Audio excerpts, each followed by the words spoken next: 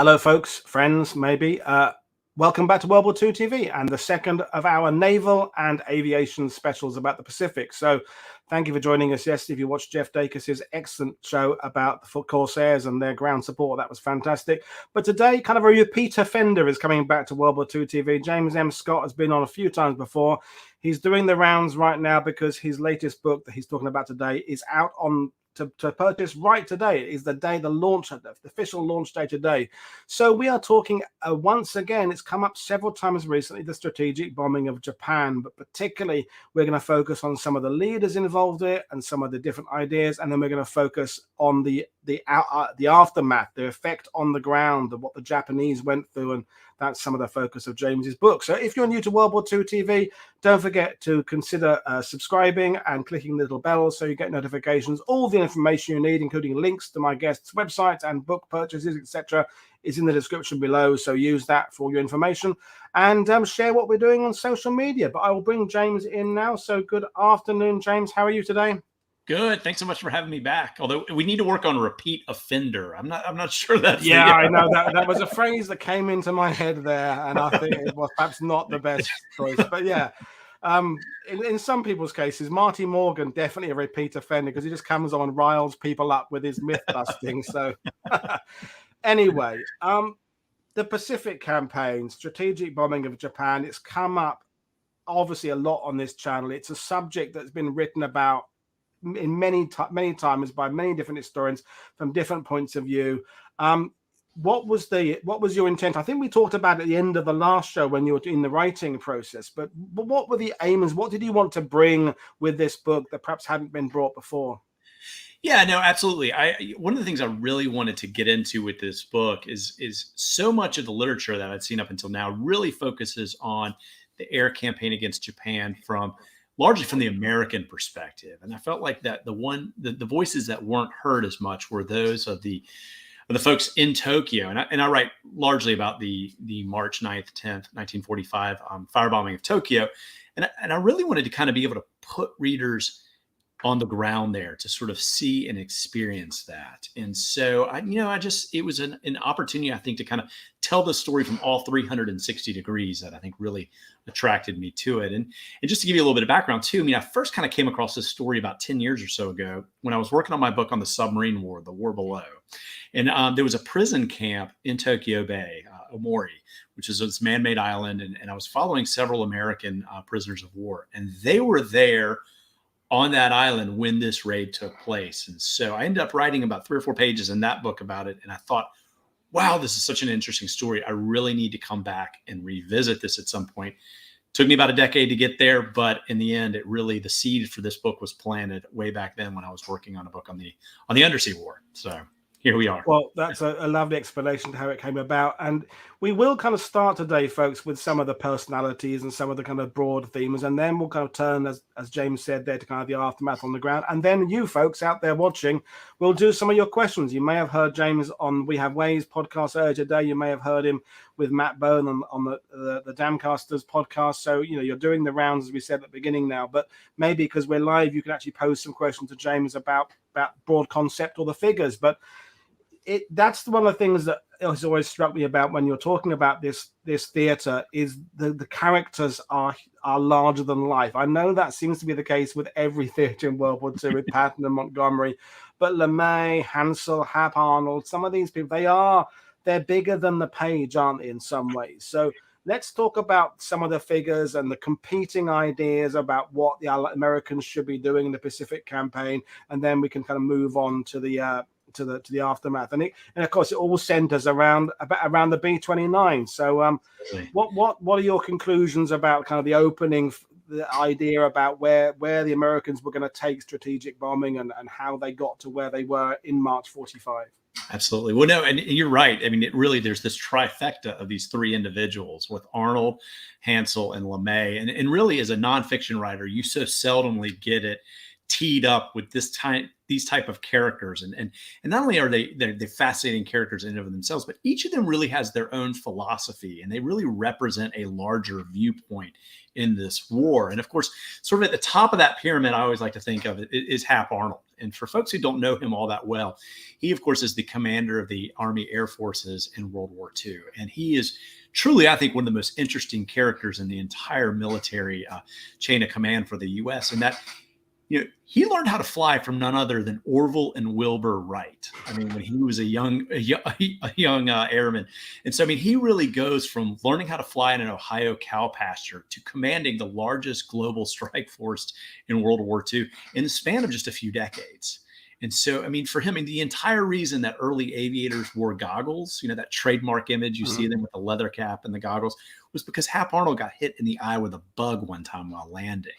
And so, I mean, under his throughout his career, you see aviation advance from the wooden fabric biplanes, to the B-17s and the B-29s that ultimately dominate the war in the Pacific, particularly the B-29. And so Arnold really, and along that way, he really is the one who pushes this idea that the American Air Force needs to be separate from the Army. And that becomes this sort of personal crusade for him, because it's important for people to remember at that time period, aviation was a part of the Army.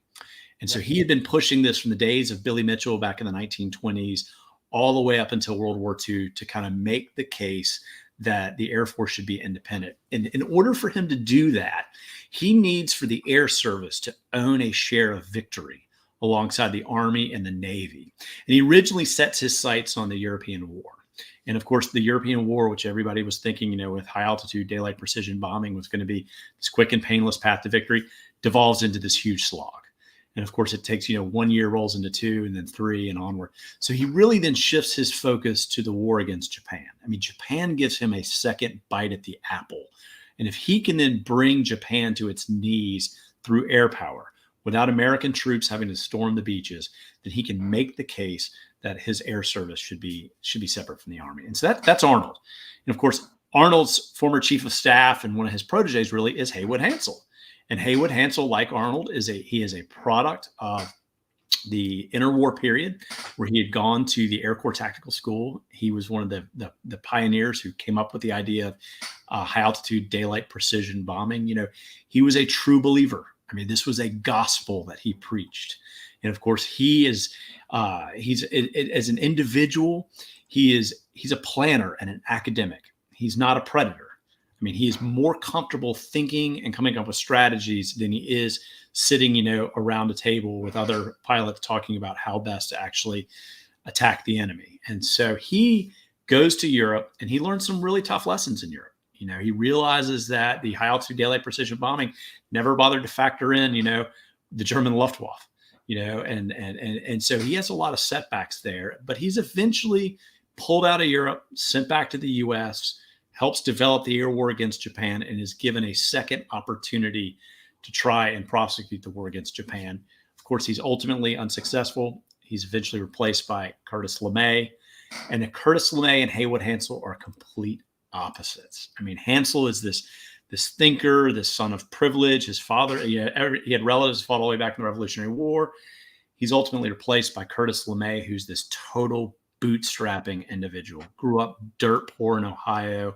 His mother had the highest education in the family. She'd only made it to 8th grade.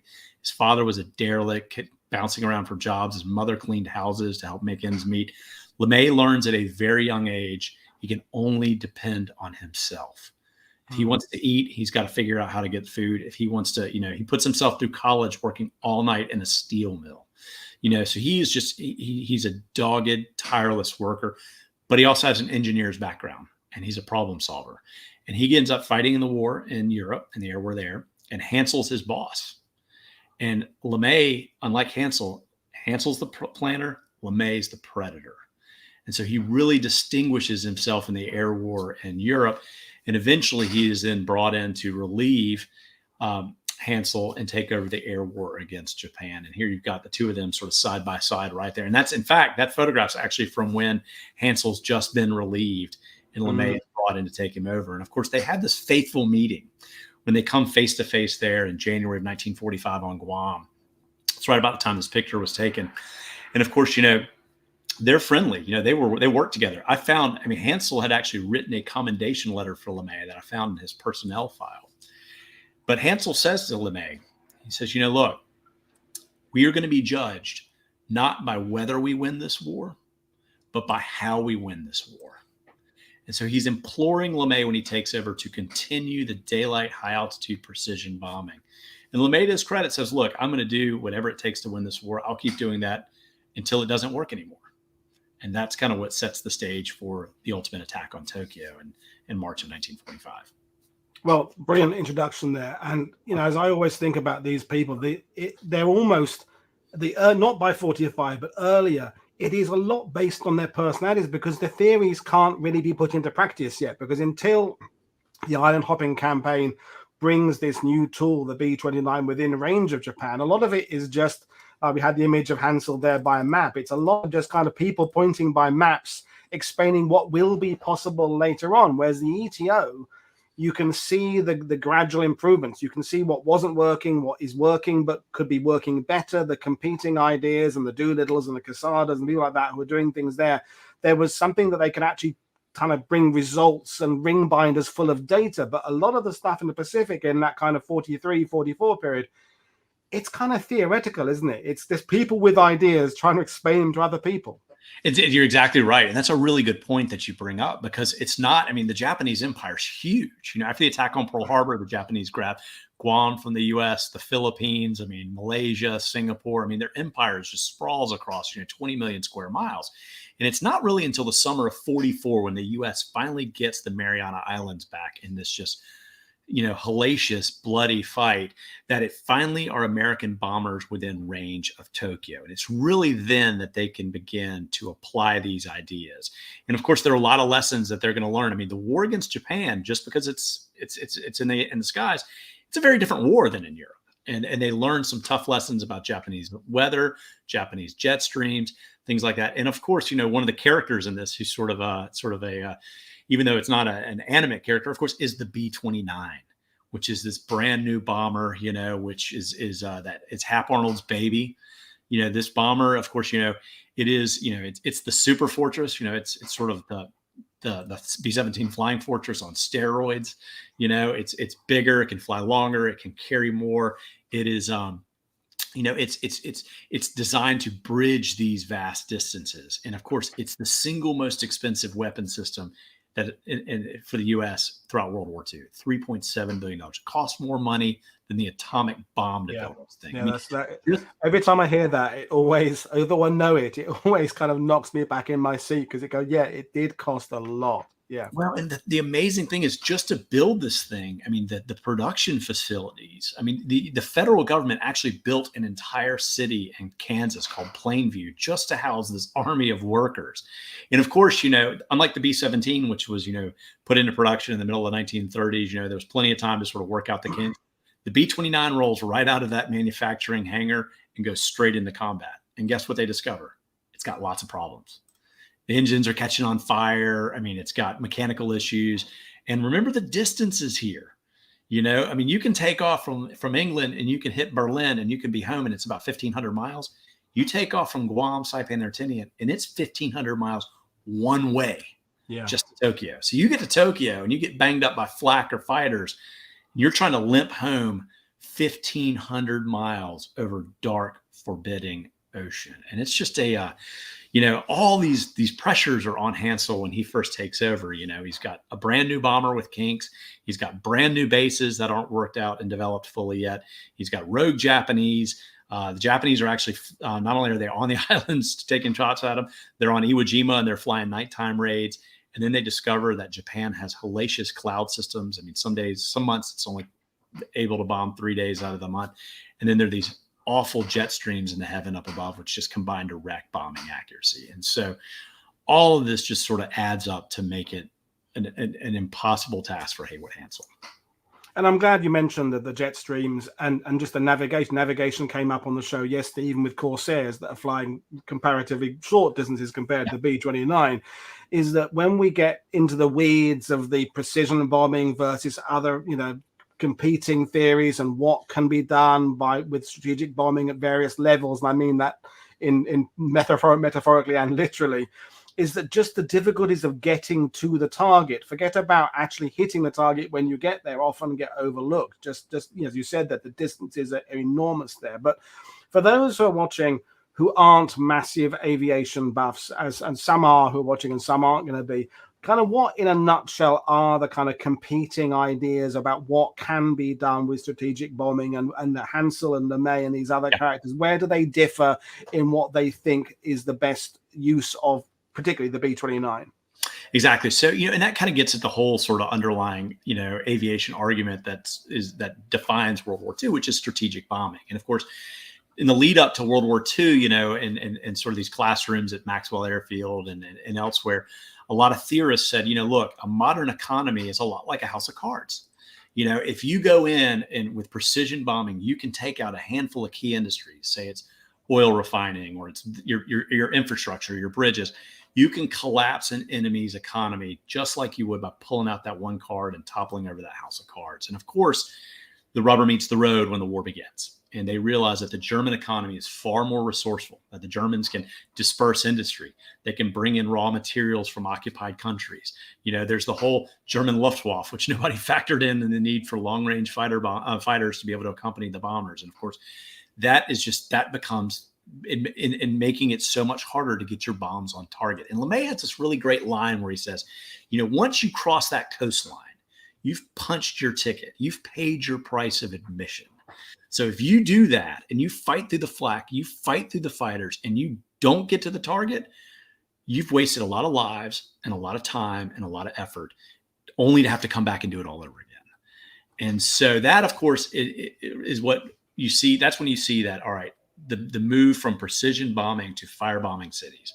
And the Americans really in Europe really try to hold firm against that and say, you know what, we're not going to do that. We're going to, we develop precision bombing. We're not going to do that. And of course, you see what the RAF goes off and they begin these city busting raids and whatnot. And of course, Hansel is adamant that America should not go down that road. In fact, he looks at the photographs after Hamburg in July of 1943, and he's just horrified. And he's actually looking at him with LeMay, who's his subordinate at that time. And Hansel's like, oh my God, look at this destruction and everything. And LeMay's looking at it and he's thinking, pretty good idea. Bet they got a lot of war industry in there as well. And so you can see the difference between these two. And so by the time you get to the war in the Pacific, American patience really wearing out too. I mean, you look at the air war against Germany. I mean, it goes on year after year after year. And they're just now starting in the fall of 1944, the air war against Japan. Nobody had the patience for that to go on until 46, 47, and 48 to try to break the back of the Japanese. And so there's tremendous pressure that's building up on LeMay at that point and on Hansel. If these tactics aren't working, we need to switch over. And of course, where are they going to go? They're going to go to firebombing. And of course, while LeMay gets a lot of that credit for sort of being the one that ultimately makes that decision, the reality is that America had long been moving in that direction anyway. As early as the beginning of the war, America realizes they need a new flame weapon. So they start developing what ultimately becomes the napalm-filled incendiaries that decimate Japanese cities. In July of 1943, the summer of 1943, they realize that they need to test these new weapons. Okay. So they build an entire mock Japanese village out in the deserts of Utah. And they go so far, they bring in a protege of Frank Lloyd Wright, who'd worked in Japan to help design these things down to the sliding screen doors, the seating cushions, and the tatami mats. They even built a tatami mat factory in order to help do that. And then throughout that summer, they burn it down over and over and over again. At the same time, war planners are looking at all the data on Japanese cities, and they're studying the 1923 earthquake and that set all the fires that burned Tokyo and Yokohama. They go so far as to interview insurance adjusters who covered that tragedy in order to figure out how best to burn Japan's cities. They build dossiers on every single city. So that way, when LeMay makes that decision, he's not only got the perfect bomber that can cover the distance, the perfect flame weapon, and the new incendiaries, and he's got a file folder on every single city in Japan broken down by the incendiary zones, the areas most susceptible to fire.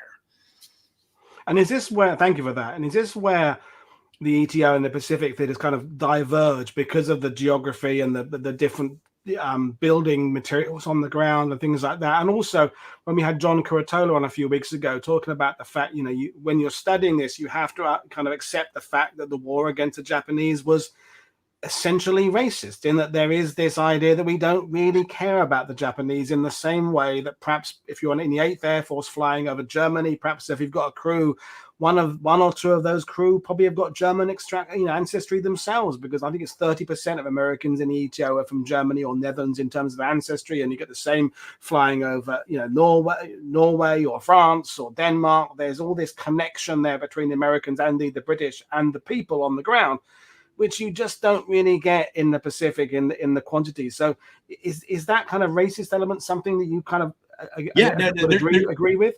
There's no doubt that's a part of it. John Dower wrote a fantastic book, War Without Mercy, that really gets into that. I mean, look, after Pearl Harbor, I mean, the America rounds up 120,000 Japanese Americans and ships them off to internment camps. I mean, this is there's no doubt about it that there's an undercurrent of race. You look at the media portrayals of the Japanese as cockroaches, snakes, vermin.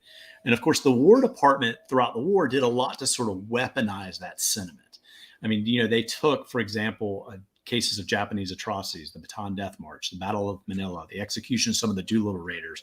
And they really, they did a lot to sort of share that information widely and broadly, which of course sort of helps fuel that fire against the Japanese that ultimately, helps pave the way for these kinds of operations later in the war to happen without there being significant pushback against LeMay and against the Air Force for that. Now, we'll say they did actually build a mock German city too in the deserts of Utah, but for this purpose, I was more focused on the Japanese ones. But yeah, they were looking at how best in a worst case scenario to do that to both nations. But Japan is the one that ultimately suffered from the firebombing. Yeah. So thank you. So let's bring it back to the changeover. Hansel, as you said, there is out. LeMay is in. What had gone wrong with the Hansel technique? What was considered that was it sometimes with these campaigns and things in World War II, you get this idea of it's not working at the beginning, but you persevere with it. I mean, even like the creation of the B-29 itself, is that they didn't throw the baby out with the bathwater. They just kept at it. But Hansel, what he had been doing, they just do pull the plug on it, which when you consider World War II doesn't really happen that often. More often than not, things just evolve till they get better. But what was it about Hansel's plan that just gets to the point of no return? Man, I'll tell you this. He's in command. I mean, his first operation against Tokyo is November 24th, 1944, and he's ousted at the beginning of January. I mean, he survives about 44 days in that combat position from the first mission until he's out. He is just not given the time. I think his guys flew about 8 missions during that time period. But a lot of that I think has to do too with it, not just him and his challenges he was up against. It's just the tremendous amount of pressure that was on at that point, and that was on Hap Arnold at that point. He'd already suffered 3 heart attacks during the war. He suffers his 4th heart attack of the war in January. He's under this great, tremendous pressure. America's staring down the possibility of a very bloody invasion of Japan, and he is just not in the mood to wait and tinker and figure out how best to get there. He wants action and results now. And there's a great quote from one of Arnold's subordinates. He said, "Man, he would have fired his own mother if she couldn't produce." And and there's a lot of truth there. And so when LeMay takes over, LeMay, he does initially follow Hansel's ideas, and because Hansel says to him, remember, do what I'm doing, keep to the course. And people say, well, as soon as LeMay takes over, everything changes. It doesn't really, actually. LeMay takes over in January, and it's not till March that he changes tactics. And during that time period, he starts doing what he always does. He's a problem solver. So he starts tinkering with what Hansel was doing. He says, well, maybe at 30,000 feet with the jet streams and whatnot. What if I bring him down to 25,000 feet? Does that get us under the jet streams? What if I move takeoff time, from, day to night? How about if I move it up a few hours? How are we going to tackle the mechanical problems? He revamps the whole maintenance service there for the B-29s. I mean, he had this great line. He would say, you can't drop a bomb from a grounded plane. So he overhauls that. He sends his pilots back into training and his bombardiers. And he also embraces radar, which is something Hansel had been really reluctant to do. And LeMay says, no, I need radar operators. So he's doing all this. He's making all these tinkering changes and whatnot. But again, his results aren't changing.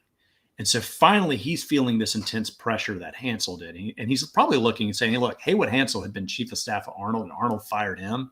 LeMay's only met Arnold one time in person. And that's it. He has no personal allegiance to LeMay. Arnold doesn't. I mean, he has no reason to hold on to him. I mean, LeMay realizes, I mean, he can sense that the buzzards are circling if he can't improve this. And that's when he decides that he needs to make a radical sort of reimagining of how he's going to attack Japan. And I'm glad you mentioned the fact that he doesn't just come in and become a bull in a china shop and change everything immediately, because I think this is where, for those who read about LeMay later in his career, he is seen a little bit more swift to make decisions. He has a little bit more power, a little bit more clout, a bit more fame behind him. And I was going to ask you at the end of the show, but it's come up now, whether you think his kind of post-war reputation means that we look at his wartime exploits through the lens of that post-war Curtis LeMay, which is an evolved, exaggerated version of the 1945 version. Would you agree with that? Totally. I mean, in fact, he's a caricature by the time he eventually leaves the air service. I mean, he's the butt of jokes, you know. But the reality is, the LeMay of World War II is one of America's top combat commanders. And I'm not the one saying that. If you look at his efficiency reports and his personnel file, you have guys like Jimmy Doolittle, who really is one of America's legendary airmen. He's writing in one of LeMay's efficiency reports in 1943. This guy is one of the most successful combat commanders this war has produced. Carl Spaatz says the exact same thing about him. He is a problem solver. And it comes at great personal sacrifice to LeMay that a lot of people don't understand, because, you know, he gets this sort of brutish reputation and whatnot. But the reality is, a lot of why LeMay is the way he is because of his upbringing. I mean, you look, man, he was not a social beast growing up. He didn't have time for friends and sports and dancing and dating. I mean, he was this self-made creature, and as a result of that, he sort of lacked some of that social grace and polish that Hansel had. And but if you really look at his wartime letters, and I read so many of them, it's important to remember he's 38 years old at this time. Okay, he's a young man. He's got a young family. He's got a daughter that he has barely seen, and he's writing letters home to his wife like, "What was her birthday party like? What kind of cake did she have?" You know, at one point he goes back home and he has like a few days in Ohio to go back and see her. And his daughter insists on dragging him outside in this frigid, cold winter night and making him sit on the front porch swing. And they're out there for an hour and he's just shivering. And he's like, "Why are we doing this?" And his wife later confides and says, "Look, Janie wanted the other kids to see that she actually had a father." Wow. I mean, he gave tremendously of himself to the air war in Europe and the air war against Japan. And a lot of that, sadly, and his innovation, whatnot, kind of gets lost as a result of sort of his latter part of his career. And, you know, and LeMay actually be the first to admit it. He has this great quote where he says, "Look, I was a hero one day and a bum the next." Yeah, and I thought, well, and Benjamin Allen, a regular viewer, you know, said the Jack D. Ripper character in Doctor Strangelove is kind of a LeMay-esque figure, and I'm glad that you humanize him. And, you know, just even the image, the photos we have of him with the pipe, and I didn't realize they're reading your book, even that is masking something. So tell us about that facial. Yeah, he had Bell's palsy, which nobody realizes, which is this, you know, it's a facial paralysis, and it caused his right cheek to droop. And he hid that by smoking a pipe, or really largely by chewing on a cigar. And so he would just put a cigar in his mouth, and it kind of covered up the fact. And, you know, he had bad headaches as a result of that. His eyes watered. I mean, but that became sort of a prop to kind of hide that illness that he had had.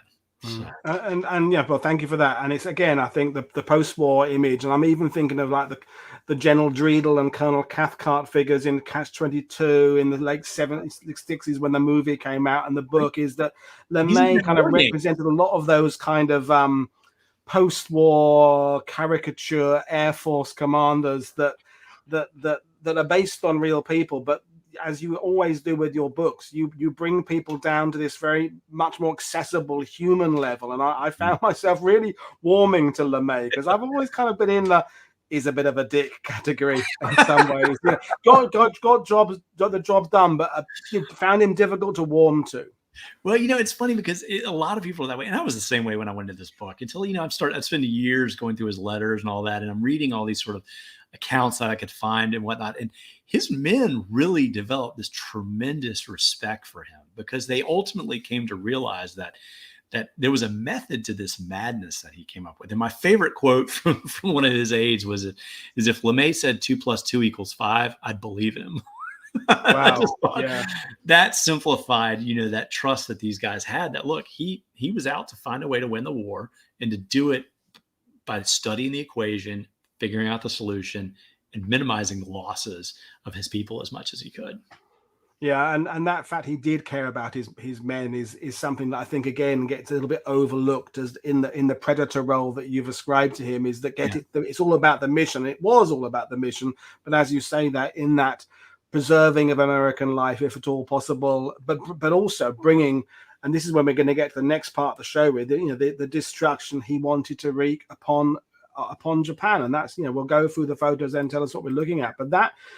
It does get very serious. The firebombing of Japan that is one of the most devastating aspects of World War II, and it's understandable that it's looked at through a different lens today, 79 years, 77 years on from the events than at the time, but.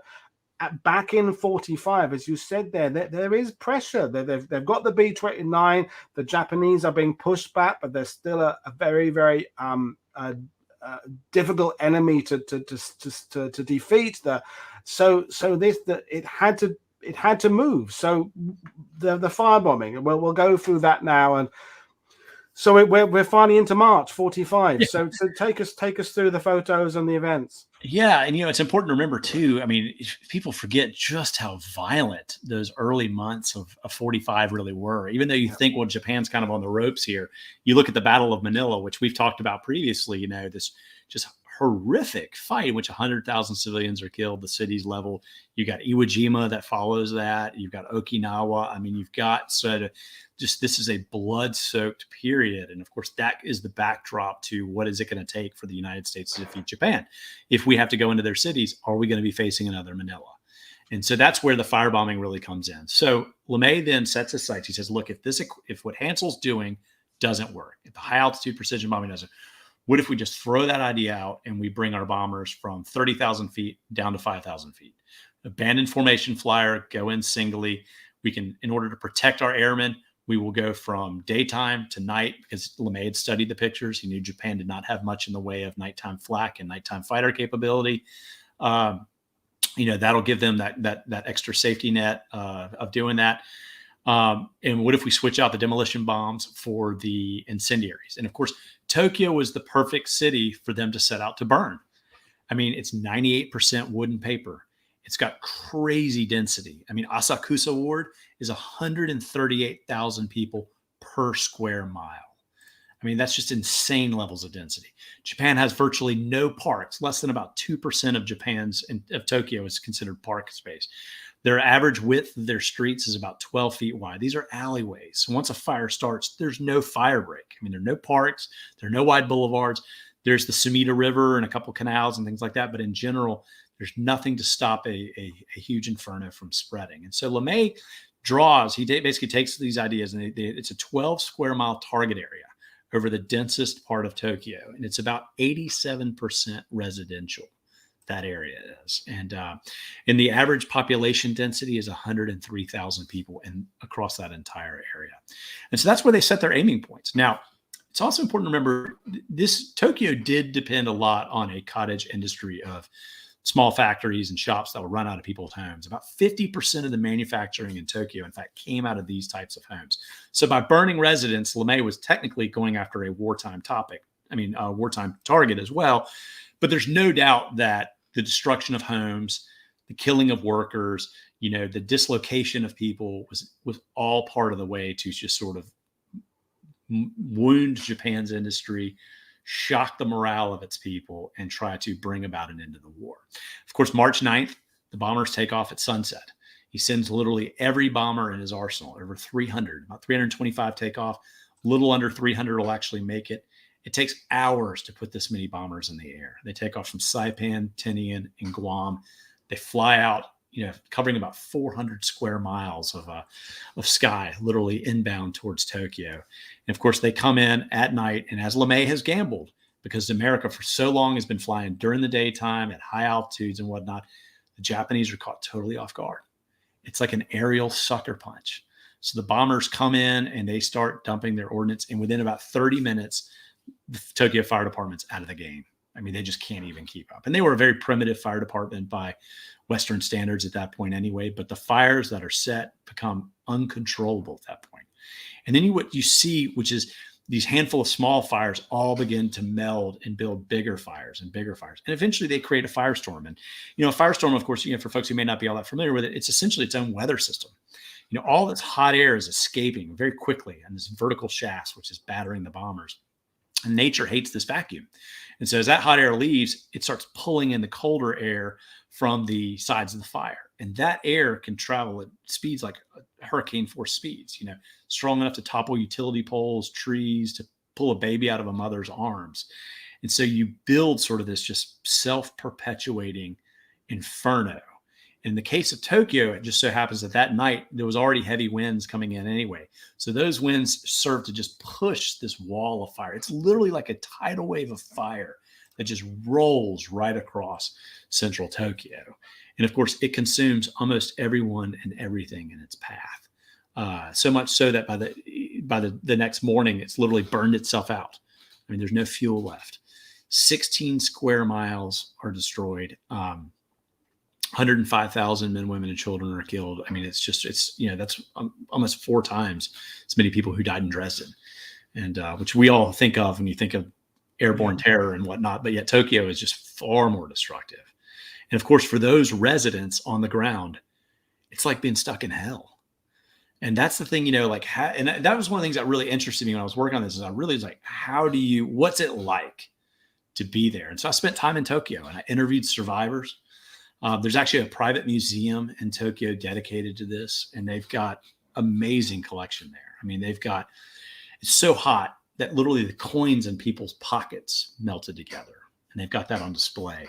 You would see roof tiles would collapse into homes and they would fuse together with the dishware, and so that you had that left behind. In certain areas, that a lot of the residents, Tokyo government had been really bad about preparing people for this possibility of these types of attacks, which is stunning considering Germany had suffered them for a while. So most residents were told basically to build what amounted to a foxhole in their yard. And of course, if you were in that kind of shelter, you died. You burned it. There's no way. And so what a lot of residents did is they went into the handful of concrete buildings that existed, train stations, government buildings, and a lot of schools and things like that. And they were initially safe in those areas, as the fires burned everything around them. But as the fires closed in on these concrete buildings and the heat outside just skyrocketed, the glass in the windows and the doors began to melt. And as that melted, the sparks blew in, and it's so hot that people's clothing caught on fire, their hair caught on fire. And then the hallways and the chimneys began to function. The hallways and the staircases begin to function like chimneys, just pulling that superheated air and toxic gas. People passed out, fell unconscious, and ultimately these buildings turned into ovens. So much so that literally the next day in some of these places, the rescuers just came in. They counted helmets and buttons in order to determine how many people may have been inside those structures at that time. They later found claw marks on the floors of train stations and schools where people had tried literally to try and claw their way out of concrete buildings. It's so hot that people's intestines literally boiled inside their chests and split open. Their eyelashes would melt off. And of course, when I talk to people, I was always asking, like, what's it look like, smell like, and sound like? And one of the things that everybody said is how loud a firestorm is. It's just like this roaring train that just goes on and on and on. And you can't breathe because it's so hot. Your body doesn't even want to be able to inhale, and it's full of toxic gases. And there's the smell, of course, it's solvents, it's wood, it's asphalt, because, the streets are liquefying. They're turning into goo, It got so hot in some places. Actually, there's a great photograph that they shot. It's just this side of a building. And literally at this one spot, concrete began to melt. And concrete doesn't really begin to break down until you reach almost 2,800 degrees. And so, if you think about that, that's how hot it got in certain places in Tokyo. And of course, all this escaping heat and energy is just battering the bombers that are just a mile overhead. And as they're flying in, they literally came back afterwards, and the bottoms of their bombers were black with soot. and the paint had bubbled in some cases, some of the airmen said. And of course, they could all smell, the air that from what was going on in the city was being pulled up in through the bomb bay doors, and they could smell it. And it was burning houses, it was burning bank ledgers and furniture, but it was also sort of that greasy scent of flesh, horses, dogs, people. And so, when you interviewed and talked to some of the air crews and whatnot, and a lot of their oral histories, they all said it was that smell of death. And so, but I really wanted to kind of be able to communicate that in this book. I didn't want to overwhelm the reader by having so much in it, but at the same time, I did want to be able to give the reader a sense of like what it was like, because survival for the most part came down to luck. It came down to your own physiology. Because there were some cases where like, one of the guys' stories I recounted in the book, he was in a school bathroom with about 30 other people, and they were dousing themselves with water from the toilet tanks, and then they all passed out. And the next morning, he's the only one who wakes up. And it just so happens that he goes unconscious and his body is able to bounce back from it. And nobody else in the room is able to, or I interviewed another woman who literally, people as they were, a lot of times you'd be out in the middle of the street because the buildings on both sides were burning. She was a little girl. She was trapped, and her father sort of lay down on top of her, kind of hunched over her. And other residents around them grouped on top of them, sort of forming like a big ball of humans, if you will. And the next morning, she and her father sort of wriggle out from under all that. And they were the only two that survived under this scorched pile of people. They'd passed out and been unconscious and then woke back up the next morning. And so it's really figuring out who lived and who died. It's one of the things I kind of came to realize is it really just came down to luck, your own personal biology. Maybe you were on the edge of the fire, the perimeter, maybe you were one of the pockets that didn't get quite hot enough. That's what it came down to. Well, as tough as that's been to listen to, thank you very much for sharing that. And that's to me is the important part of your book. All of your book is important. All of your that you write is important, but that part I think is especially important because, as we said earlier, the debate that goes on is about strategic bombing as a concept, as a ETO Pacific. And then the other discussion that is often had, and we had it recently with Paul Hamm coming on about atomic bombs, which followed shortly thereafter, is the morality of it all. But I think the bit that gets missed out is the human suffering in between the strategy talks and the morality talks is just actually what happened, because it's very uncomfortable, this thing. No matter how proud anybody is of the achievements of the B-29 or the prowess of the American bombardier to get his bombs on target, hearing what you've just said is a difficult listen, no matter what you think about. You may have a relative watching this who was in one of those B-29s, but hearing about what happened on the ground is going to shake you to your core, and it's important to hear that. So I just went back to that image there of those three guys holding the newspaper there, because one of the things that obviously couldn't possibly have been predicted, as you said there, is aircraft coming back with the underside, the paint bubbled and the smells. And clearly everybody been briefed about the mission, but what they were actually going to experience flying over there was way beyond what anybody could have imagined. So what was it like in those squadrons and bomb groups in the days after that? What was being said by their commanders? What was being said amongst the crews? It must have been an incredibly complicated experience to live through. Yeah. Okay. For the most part, you have to remember most of these guys right before the raid, they've been sort of, their morale is hit the bottom because they're flying these crazy long missions, to Tokyo and back. They're getting shot down, they're getting flak damage and whatnot, and they're not hitting their targets, and there's no end in sight. And so morale is already really, really low at this point. And then LeMay changes everything out. And when LeMay changes it out, there's a lot of the guys think this is a suicide mission. LeMay's own artillery officers told him and said, look, you're going to lose 70% of your force if you do this. That's 200 planes, 2,000 lives. But LeMay, he says, no, I've studied the photos. I've looked at Japan. I think they're wrong. We're going to do it. But for that first mission, there's a real sense of this is a suicide mission. So a lot of those guys head out, and they even said, man, when they left those Quonset huts, that most of the briefers looked at them like they were never going to see them again. So, they take off with this real sense of foreboding. And so they get back and they're stunned that for the first part, that they survived. And then they're excited because they've done the biggest amount of damage that they've done in this entire campaign. And of course, LeMay immediately sends them right back into action. And so over the course of 10 days, he just hits Nagoya, Osaka, Kobe, Nagoya again. I mean, 5 back-to-back missions. So at the end of that 10 days, he literally burns up 32 square miles of Tokyo.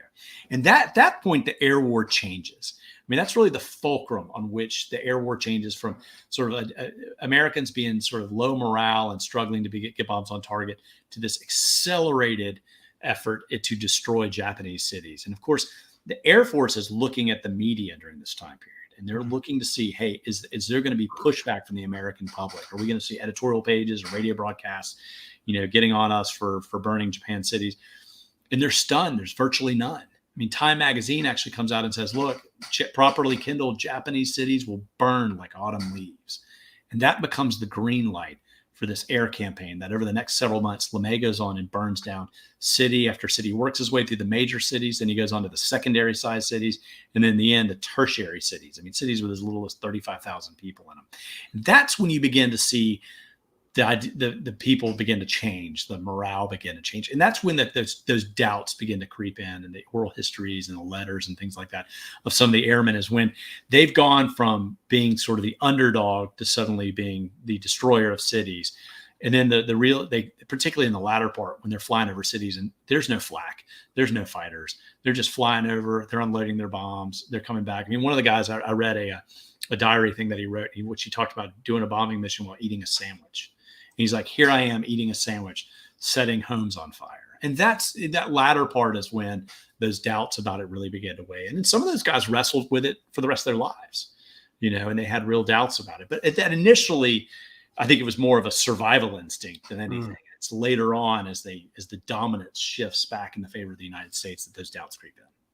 Well, this brings up the subject we brought up with John Curatola a few weeks ago and Paul Ham, is that there's not been one constant view about this, or indeed atomic bombs. It's an always evolving set of reactions to it in the immediate, as you said, the immediate aftermath of the attack.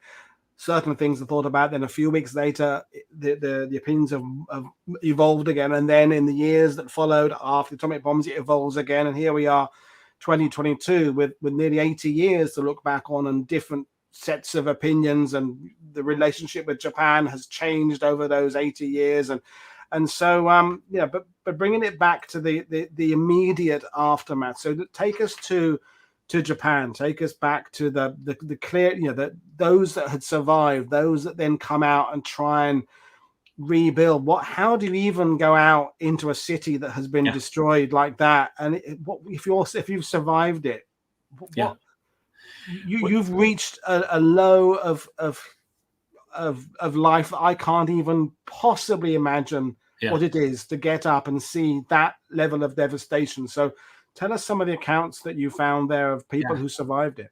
Yeah, it's the apocalypse. I mean, the sun rises that next morning, and it's ash and ruins. And there are a handful of facades of concrete buildings, and there are also the fireplaces, the brick fireplaces from bathhouses that are still standing. But otherwise, it looks just like the photograph you're seeing. It's just miles of wreckage. And mixed in with that are the corrugated sheet metal, the bricks, the cinder blocks, and things like that. But in general, it's just all gone. They're the burned up cars and street cars that are still around and about.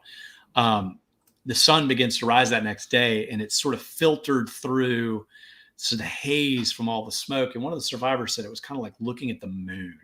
It sort of had that gray, washed out look to the whole sky.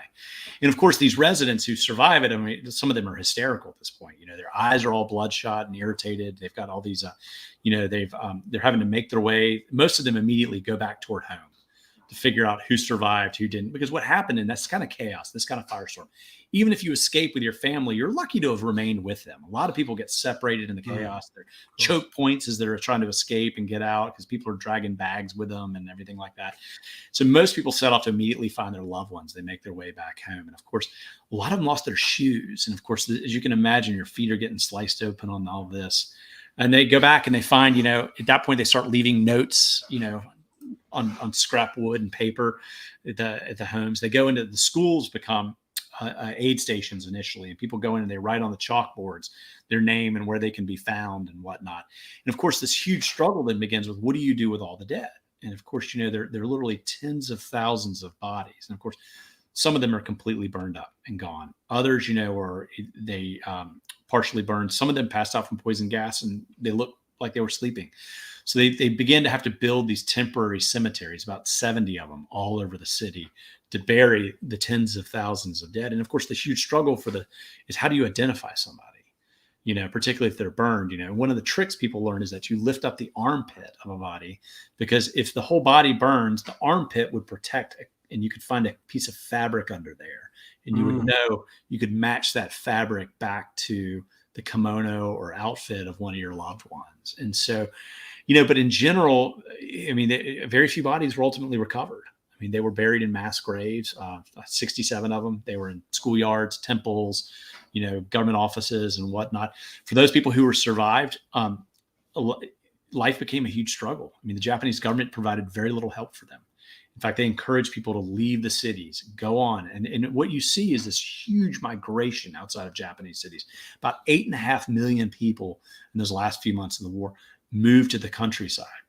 But some people choose to stay because they figure it's safer to be in a burned out area that America's not going to hit again. And so they set up shanty towns in these burned out areas, and they have to scavenge for canned food and supplies. There's this great quote I got from one of the folks I interviewed, and he said, "I lived like a stray dog." And life at that point just becomes, trying to get from one day to the next. And of course, Tokyo gets hit again and again and again. 6 times over that year of the war. The Americans ultimately burned 56 square miles of Tokyo. Wow. Well, just incredible stuff. And what, as we said earlier, we will kind of open it up to questions now, folks. But there's some I'm going to go back that were asked earlier that I'm going to get back to now. But I think this is a good one to start with. So Tim Sampson, a regular viewer, having as someone who's been through all these civilian accounts, James, and been there in Tokyo and read about this horrendous, and the adjectives just don't come close to describing devastating, horrendous, awful. They all seem pathetic to describe what we're talking about. But the Japanese didn't give up. They didn't surrender. What's your take on that? What you would have thought there'd be just a shock wave of just people wanting this to end right now. But what do you think happened that caused them not to surrender immediately?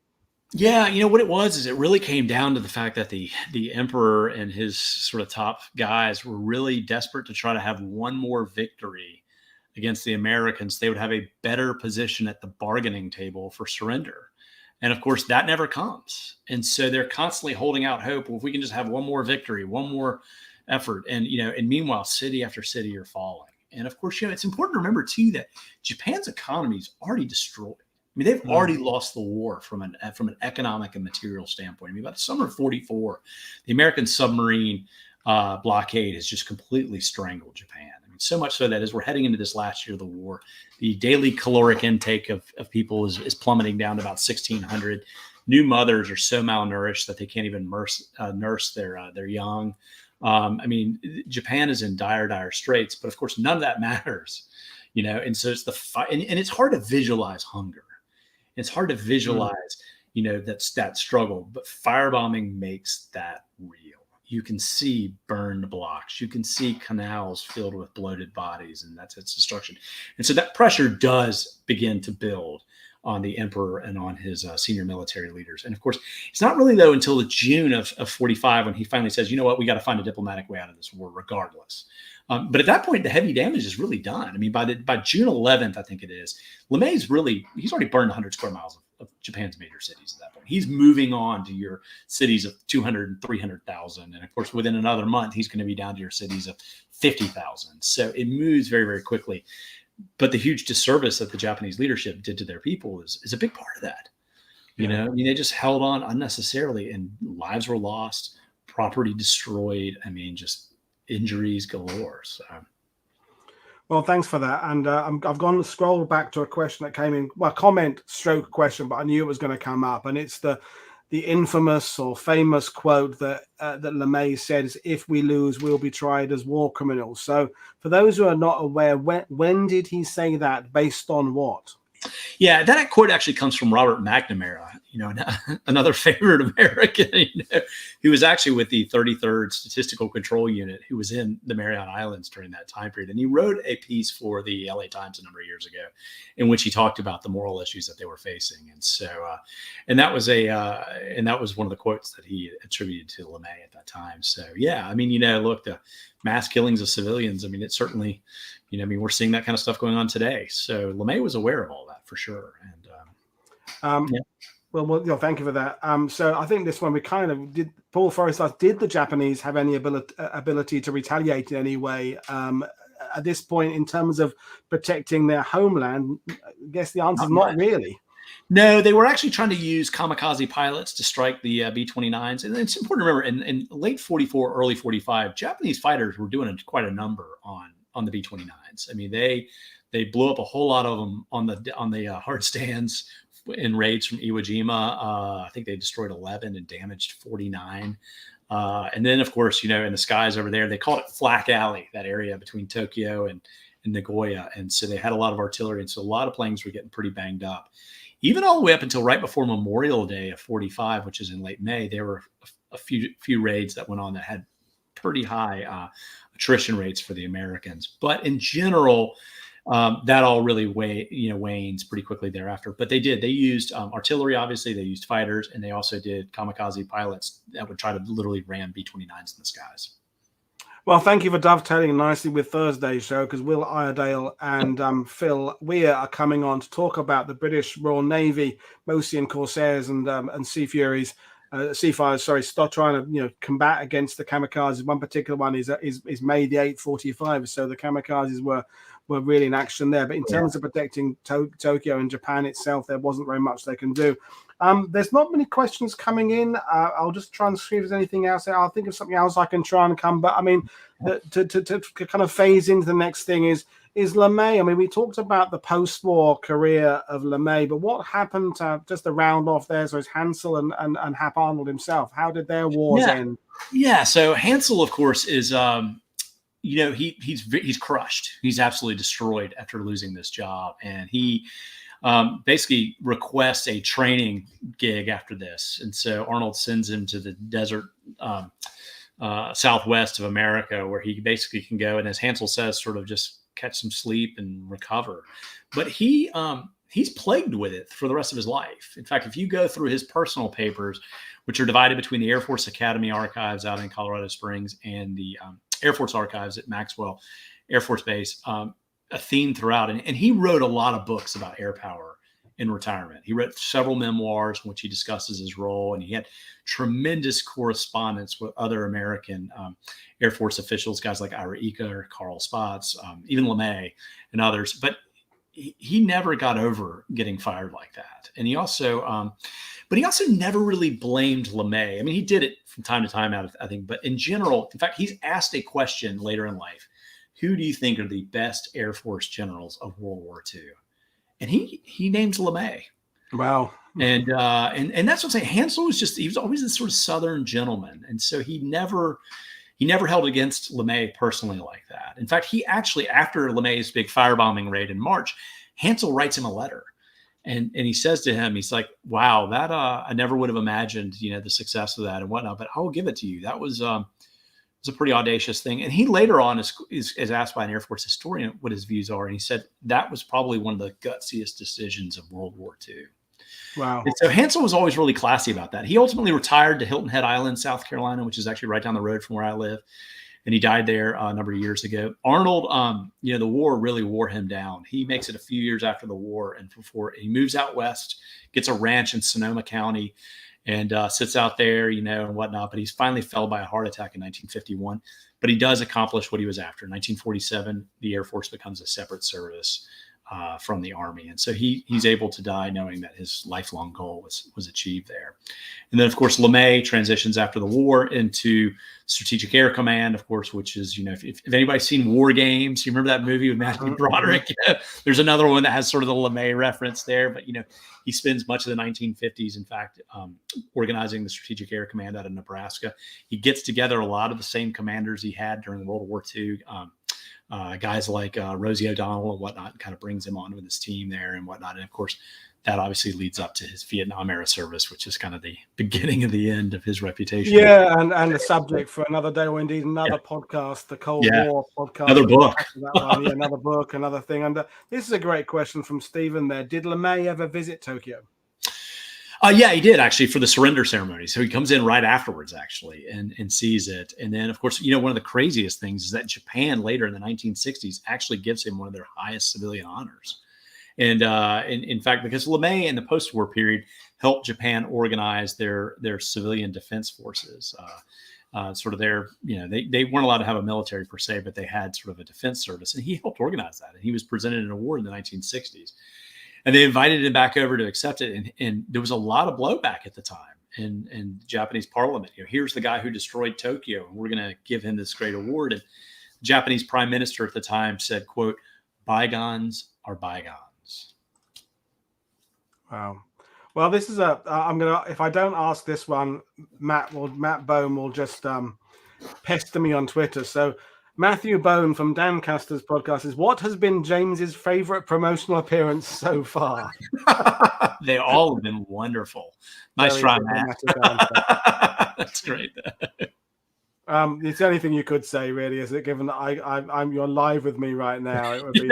I'll take this up with Matt later. We'll handle this gentlemanly afterwards.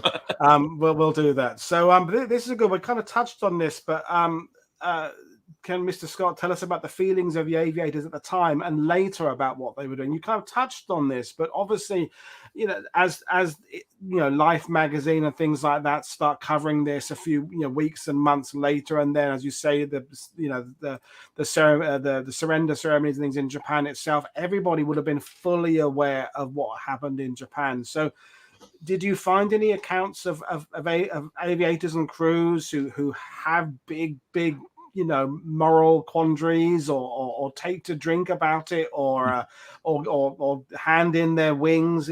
Was there anything dramatic like that?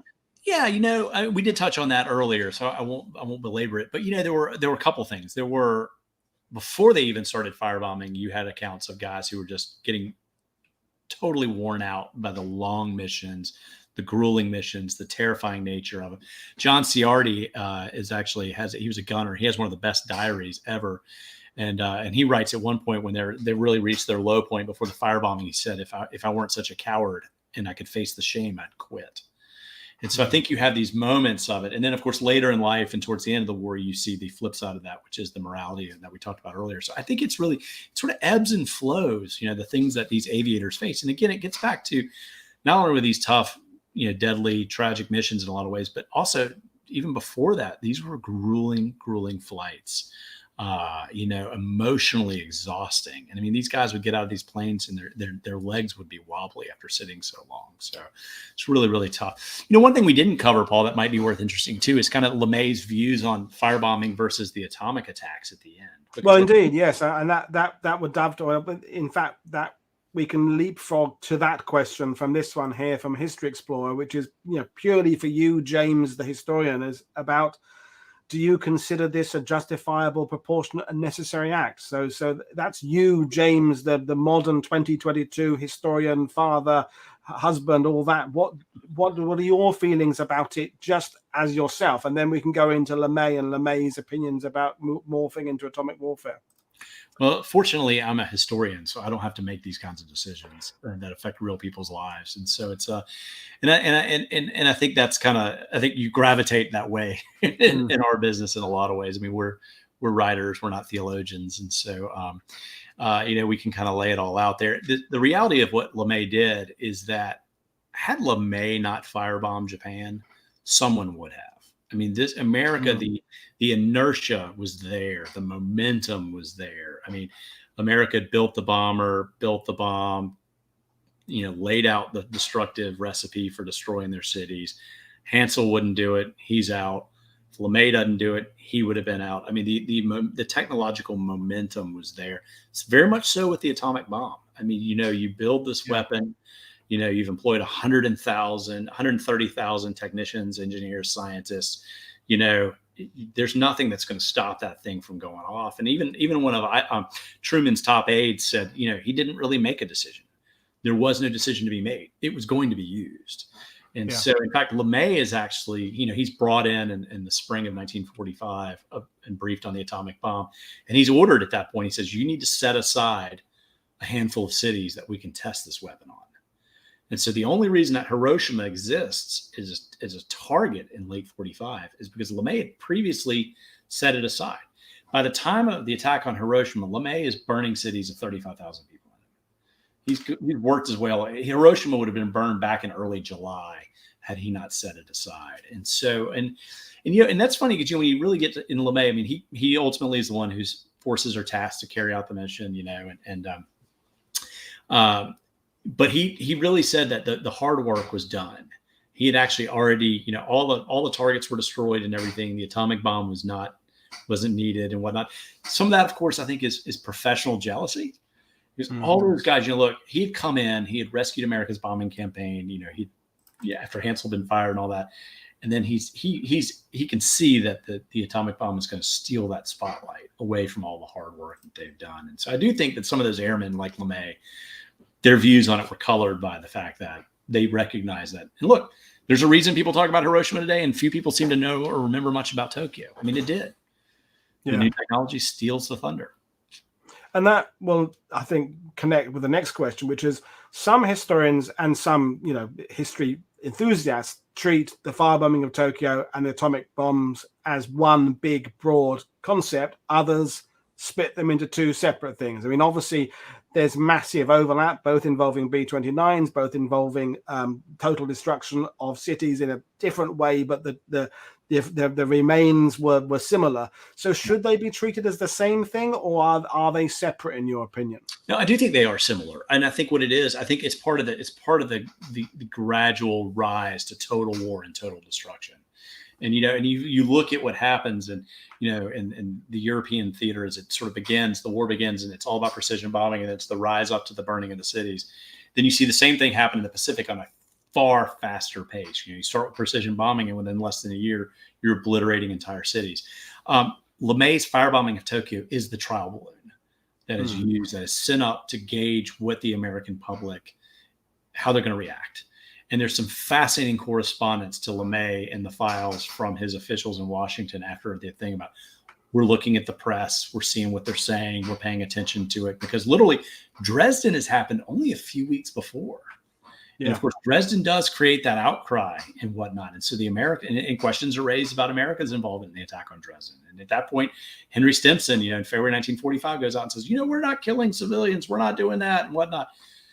But like a few weeks later, we are. And so Tokyo in a lot of ways sets that stage. It's the trial balloon. LeMay sees that. They begin the firebombing. It desensitizes the American public to the destruction of such cities and whatnot. And it totally tees up the atomic attacks in August.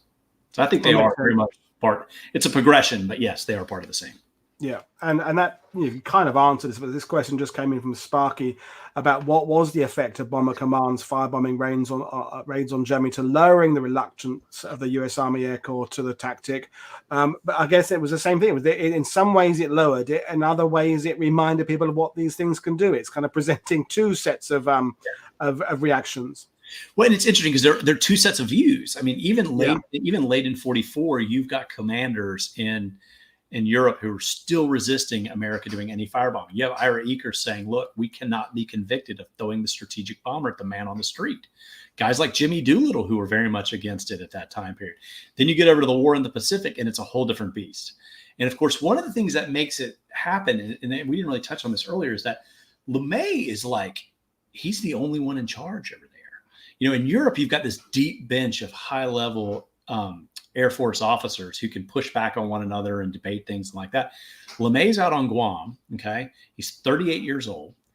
Hap Arnold has set up the 20th Air Force as its own independent Air Force, essentially. He reports to no one but Hap Arnold. And Hap Arnold is the agent for the Joint Chiefs of Staff. So this is Hap Arnold's private Air Force. He doesn't report to Nimitz, doesn't report to MacArthur. He does his own thing. And then Arnold has a massive heart attack and he's out. And so LeMay is then talking to Larry Norstad, who's Arnold's chief of staff, who's a brigadier general, who is a lower rank than LeMay, and whom LeMay doesn't really trust. And so LeMay is out there basically running his own show. And so when he makes the decision to firebomb Tokyo, he doesn't ask anybody for permission.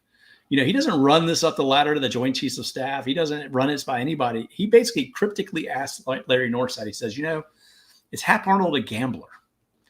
And he says, well, Arnold is willing to gamble on anything that'll win the war quickly. And LeMay says, all right, we'll do it. His first report back to Washington is the day of the raid. It's basically this long telegraph, and it says, for tonight's operations, I'm going to totally change out everything. And of course, at that point, the die is cast. Nobody's going to stop him. Norstad is actually en route out to Guam. He doesn't even learn that this is going to happen until he lands that morning. And of course, they're already preparing the bombers and everything else for that mission that night. So this is it's a crazy operation in a lot of ways that LeMay, he makes this decision on his own. Wow, thank you for that. I saw something. I was looking at reactions to one of your other podcasts, I think, or something today earlier, and there was a question about whether or not, this wasn't for one of my viewers, the Allies should have done something like perhaps they did in Europe, where they leaflet dropped in advance saying, we're going to do this next week, or in 48 hours, we're going to do this, to allow the Japanese to improve their civil defense responses or their air raid shelters. But I didn't respond that comment. But to me, there's really the level of what this firestorm did. There's really nothing with even a month's notice the Japanese could have really done, short of evacuating the entire population. But then there's nothing the Allies could have. There's nothing the Japanese could have done had we even done that. Would you agree with that? Yeah, and I mean later in the war, LeMay actually does some of that. Now what he does is he drops these leaflets that say, and they've got like 12 different city names on it. And he said, starting tomorrow, I'm going to bomb 4 of these 12 cities. So if you're in one of these 12 cities, I'm not going to tell you which of the 4, get out. And so it adds to that. And so it also plays this psychological game and warfare with the civilians or whatnot. But it leads to, you already start seeing, one of the largest mass migrations in the 20th century is during those last few months of the war in Japan, as residents just pour out of the cities after what happens to Tokyo. You also see the fatality on a city by city basis go down significantly after Tokyo. Tokyo, you just see massive fatalities.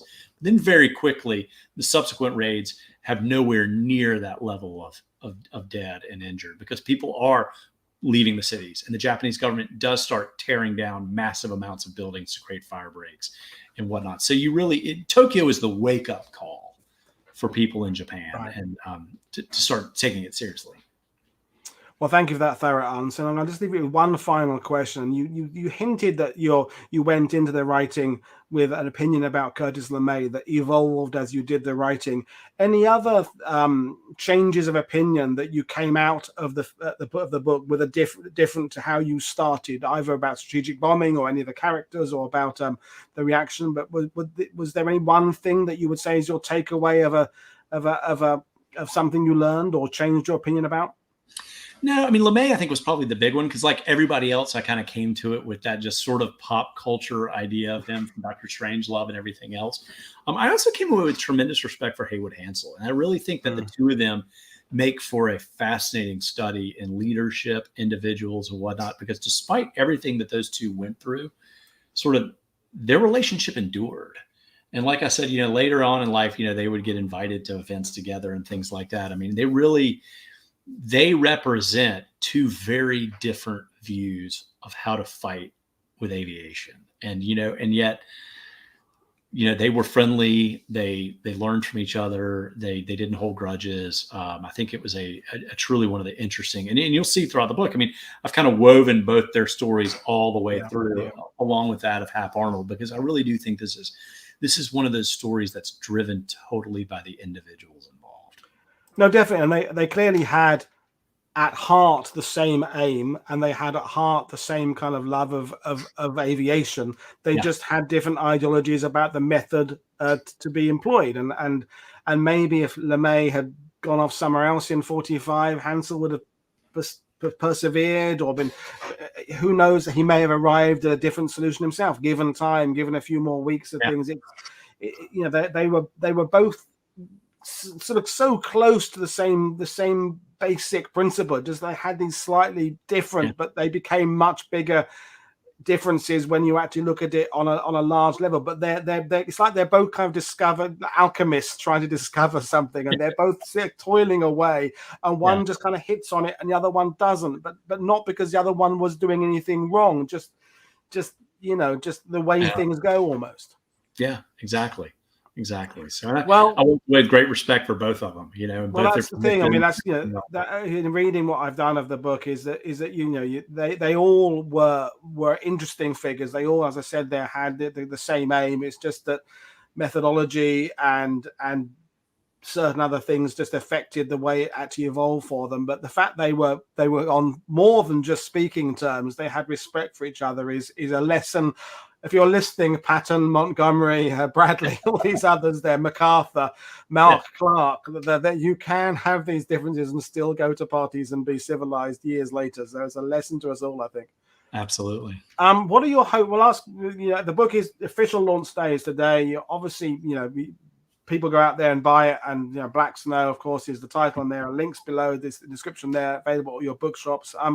You want people to understand the personalities, you understand, and also, as I said, the effect on the ground. But what any other particular hope you have for it compared to your other books? No, you know, I mean, I just hope people really, like I said, take away from this. I mean, these are those challenging decisions. I mean, this is what the cost of peace was. And I think it's one of those things, you know, people read it, understand. And I do hope, I mean, one of the things I really try to do is have it be a full 360-degree telling of this story, so that you not just walk away with LeMay, Hansel, and Arnold, but you also walk away with what it was like for the Japanese civilians and the mothers and the fathers and the workers and everybody else. I wanted to, I mean, because we're far enough away now from that event that we can tell from all sides and appreciate it. No, definitely. That's a fantastic way to end it. So, well, is it too soon to ask you what you're working on next? Is as a historian, you're bound to have got 17 projects already lined up there ahead of you. I do. I've got a call here shortly after with my agent to kind of go over a few things. So we'll hopefully have a story to share with you shortly, Paul. So. I think I want you to go into the ETO. I think enough of this specific stuff. Get up into the ETO and take on the 8th Air Force or something. I don't know, but whatever you do, you'll always bring that human interest to it. So I'm just going to take you off screen for a second and bring you back in a moment. So, folks, nothing tomorrow night, but then Thursday we're talking about the kamikaze hunters. So Will Iredale and Phil Weir on to talk about that. Then Friday, Trent Hone is on to talk about Nimitz and his command structure and system and policies. And then Saturday, John Brunning is talking about the race of aces. So the race to become the American big ace in the Pacific Theater. And that will round off the Pacific Naval and Aviation Week. And then more stuff coming up later on. So I'm going to bring James in to say thanks very much. So it's been great talking to you, James. And you're welcome anytime. And when the next project comes along, I hope you'll give us an appearance. Absolutely. And I'll tell you, for all your listeners, you'll love John Bruning's book, Race of the Aces. It's one of my absolute favorites. It's a good book. Yeah. Brilliant. Great book. Yeah. Well, thanks very much, everybody. It's Paul Burnett for World War II TV. So I'm going to see you all next time. Cheers, everybody. Thanks for watching. Bye.